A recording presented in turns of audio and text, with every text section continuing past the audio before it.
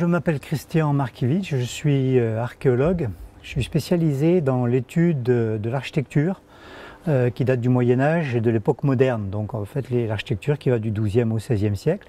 Nous avons été choisis pour réaliser un diagnostic un peu général sur cet espace qu'on appelle l'îlot Ayo, qui est un espace qui a traversé les siècles depuis au moins le Moyen-Âge, mais on n'a pas de doute qu'avant le Moyen-Âge, on a une présence, donc dans l'Antiquité, voire même l'âge du bronze. Donc notre mission, c'est un peu de faire un bilan de connaissances sur tout cet espace qui est très compliqué, comme vous le voyez, avec des constructions qui se sont succédées au cours des siècles, dont on ne comprend pas toujours l'organisation. Notre but aujourd'hui, c'est de venir avec notre expérience, et puis donc on est missionné en fait pour faire un bilan et pour rendre un rapport qui va expliquer en fait comment on peut lire cet espace-là, ce qu'on peut en dire, où sont les parties anciennes, où sont les parties les plus récentes, et comment tout ça s'est organisé sur plusieurs siècles d'occupation. Ici, on est vraiment à un point qui est très important. On est à l'origine de la ville, en fait, au XIIe siècle, et c'est à cet endroit que se trouvait la porte du Cancel. Donc il subsiste ici des vestiges qu'on a parfois du mal à interpréter parce que tout a énormément bougé, tout a été transformé, mais si on regarde de près, et avec l'habitude de l'expert que je suis avec mes collègues, eh bien on s'aperçoit qu'ici on a des poches de mortier qui utilisent des petits gravillons roulés du Rhône, et ce type de mortier est vraiment caractéristique dans notre région, à Avignon et ici Beaucaire, Tarascon, est vraiment caractéristique de la période qui va du XIe au XIVe siècle.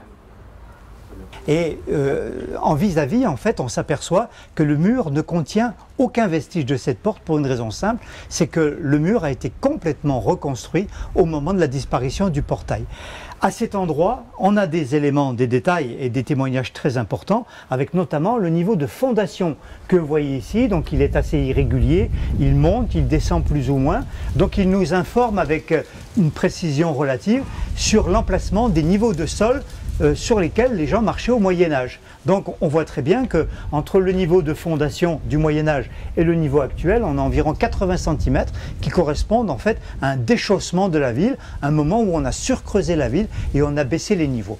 Et à l'intérieur de cette élévation posée sur les fondations, vous voyez très bien ces lignes verticales qu'on appelle des coups de sabre et qui correspondent en fait à des angles de pied droit d'ouverture. Donc vous avez un pied droit ici, vers l'est, vers l'ouest, et vous avez le pendant ici, à l'est. Donc entre cette partie-là et l'autre, on peut restituer une ouverture, un passage qui était utilisé à partir du niveau de la fondation. Et vous voyez l'intérêt, c'est que cet alignement vertical en fait est surmonté d'un arc monumental qui est composé de plusieurs pierres rayonnantes qu'on appelle des claveaux. Donc c'est un portail qui date de la phase 12e, 13e siècle. C'est par cette porte-là qu'on entrait à l'intérieur de ce qu'on appelle aujourd'hui l'îlot Ayo. À l'époque médiévale, il avait certainement un autre nom.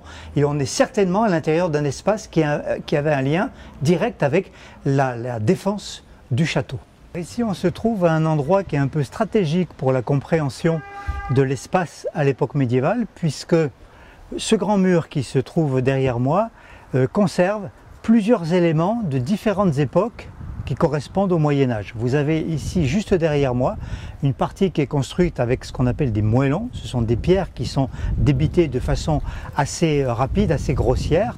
On appelle ça des moellons équarris. Donc ça correspond en fait à une phase qui est ancienne, qui date du XIIe siècle. À 3 mètres vers le nord, vous avez un ensemble de pierres qui sont assisées, c'est la pierre de taille, qui correspond à une phase qui est un petit peu plus tardive, de quelques décennies. Donc en fait, la juxtaposition en fait, de ces différents types de constructions, une fois repérées dans un mur comme celui-là, qui est la clôture en fait, de l'îlot Ayo, et à l'intérieur de l'espace, nous permet vraiment de poser des points, des jalons, pour comprendre l'organisation et la datation de l'ensemble des constructions. Parmi la multitude d'observations, on peut parler d'une découverte parce qu'elle a été faite ce jour. Donc on est passé des dizaines de fois devant cette façade-là et puis en prêtant une attention un petit peu plus pointue, en fait, on s'est aperçu qu'il existait une ouverture qui était murée, donc elle était presque invisible. Et en fait, il s'agit d'une ouverture rectangulaire, vous voyez, horizontale. Il s'agit de ce qu'on appelle une bouche à feu. C'est un élément architectural qui pour nous est essentiel parce que c'est une ouverture de défense qu'on nomme une bouche à feu, qui servait à utiliser des outils, des armes de défense, comme les mousquets ou les arquebuses par exemple. Donc ça ressemble, si vous voulez, à une archère, mais la différence c'est que ce type d'ouverture de défense était réservé exclusivement à l'usage des armes à feu.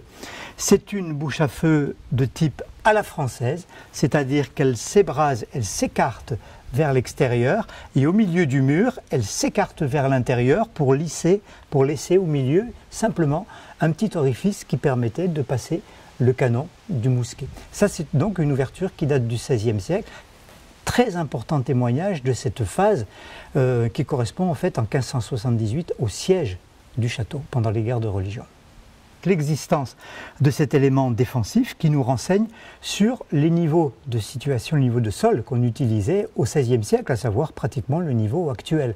Et ça c'est très important. N'oublions pas qu'à l'issue de l'étude, un programme doit se mettre en place avec la question mais quel sol va-t-on utiliser? Est-ce qu'on va pouvoir creuser? Est-ce qu'on va pouvoir descendre? Est-ce qu'on va pouvoir rechausser les niveaux de sol? Ça, ce type d'information pour les aménageurs est absolument essentiel. Une fois qu'on a terminé le dossier d'études, en fait, on a rempli la première mission qui consiste en fait à réaliser l'étude, vraiment, l'étude, on va dire, scientifique. Donc, connaître les différents lieux, les fonctions, arriver à dater les différents murs qui se présentent à l'intérieur de cet espace de l'île Ohio. La mission scientifique, la mission de connaissance est terminée. À quoi va servir cette connaissance? Déjà, à enregistrer toutes les données, à enrichir la connaissance au niveau de la commune et de la région. Donc cette partie-là est terminée. La seconde partie, en fait, va tenir en fait à l'exploitation de toutes ces données. Pourquoi les exploiter? Eh bien parce que, comme vous le voyez, on est dans un cadre de chantier. Donc cet îlot, Ohio, est au début en fait d'un avenir qui s'annonce prometteur.